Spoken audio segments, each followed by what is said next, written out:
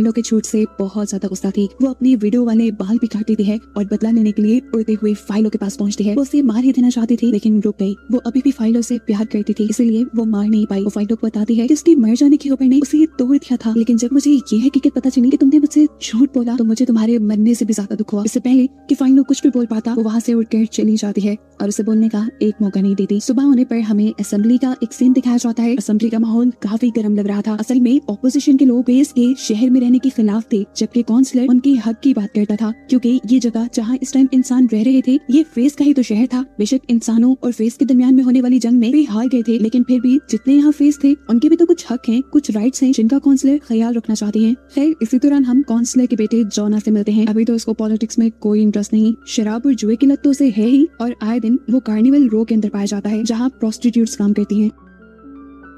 उसके डैड ने उसे वहाँ जाने से 1000 मर्तबा मना किया हुआ था, लेकिन वो किसी की नहीं सुनता था। और ऐसे ही एक दिन जब वो कार्निवल रो गया तो आधी रात में उसे किसी ने किडनैप कर लिया। ये बात जैसे ही काउंसलर और उसकी वाइफ को पता चलती है, वो तड़प जाते हैं। काउंसलर अपनी वाइफ को यहाँ पर दिलासा देता है और कहता है तुम रिलैक्स रहो, देखो जिसने भी उसे किडनैप किया है अभी वो अपनी डिमांड्स के लिए हमें कॉल करेगा, हम उसकी डिमांड पूरी करेंगे और जोना सही सलामत हमारे पास आ जाएगा। वो यहाँ जोना के बॉडीगार्ड को भी जॉब से निकाल देते हैं, क्योंकि वो जोना की हिफाजत नहीं कर पाया था। काफी दिन गुजर जाते हैं, जोना का कुछ पता नहीं चलता और ना ही कोई जोना के लिए कोई डिमांड करता है। तब काउंसलर की वाइफ उसे एक मशवरा देती है, क्यों ना हम ब्लैक विच को बुलाकर उसके जादू से अपने बेटे का पता चलवाएं। काउंसलर को इन सारी चीजों पे यकीन तो नहीं था, लेकिन अपनी वाइफ के लिए वो मान जाता है। और फिर ब्लैक विच उनके घर आती है और उनके पेट वुल्फ की सेक्रीफाइस देने के बाद वो काउंसलर की फैमिली को बताती हैं कि जोना को किसी ऐसे इंसान ने किडनैप किया हुआ है जो चांसलर को बहुत अच्छे से जानता है। ना सिर्फ ये बल्कि वो चांसलर को गिराना भी चाहता है, कमजोर देखना चाहता है। ये सुनकर चांसलर समझ गए कि सबके पीछे उनके ओपोनेंट लीडर लॉन्चर बेही हैं। लेकिन असल हकीकत हमें अगले सीन में पता चलती है कि असल में जोना को लॉन्चर बेनी नहीं बल्कि उसकी अपनी मॉम ने किडनैप किया था और ब्लैक विच से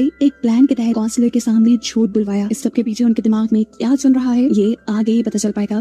सीन कट होता है और अब हम इमेजेंट और एज़रा को देखते हैं। ये दोनों अपने नेबर से मिलने वाले थे जो अभी इनके सामने वाले शानदार घर में शिफ्ट हुआ था। घर जाने पर पता चलता है कि उनका नेबर कोई इंसान नहीं बल्कि एक फे था, एक बघेर जैसा दिखने वाला फे। जो बात जानकर ये दोनों ही बहुत ज्यादा डिस्टर्ब हो जाते हैं। ये लोग फेस को अपने से बहुत कमतर समझा करते थे और अब एक फे उनकी कम्युनिटी में उनकी बराबरी पे रह रहा था, ये उनसे बर्दाश्त नहीं होता। इसलिए ये दोनों अपने लॉयर को बुला लेते हैं कि किसी तरह ये लोग अपने सामने वाले घर से उस पग को बाहर निकलवा सके। लेकिन ऐसा कोई कानून अभी तक नहीं बनाया गया था जिसके तहत किसी पग को उसके घर से बाहर निकाला जा सके। हालांकि उस पग ने सबसे बड़ी बोली देकर वो घर खरीदा था। पता चलता है कि उस पग का नाम चैनल को सब्सक्राइब करो पहले, हाँ जल्दी करो। मुझे पता है कि आप लोग नहीं करते, वीडियो देखते हो लेकिन सब्सक्राइब नहीं करते। ये लाल कलर का बटन नहीं से दबाओ, जल्दी दबाओ, जल्दी दबाओ, फिर मैं शुरू करूँ। दबा दो जल्दी, दबा दिया, घंटी में दबाओ।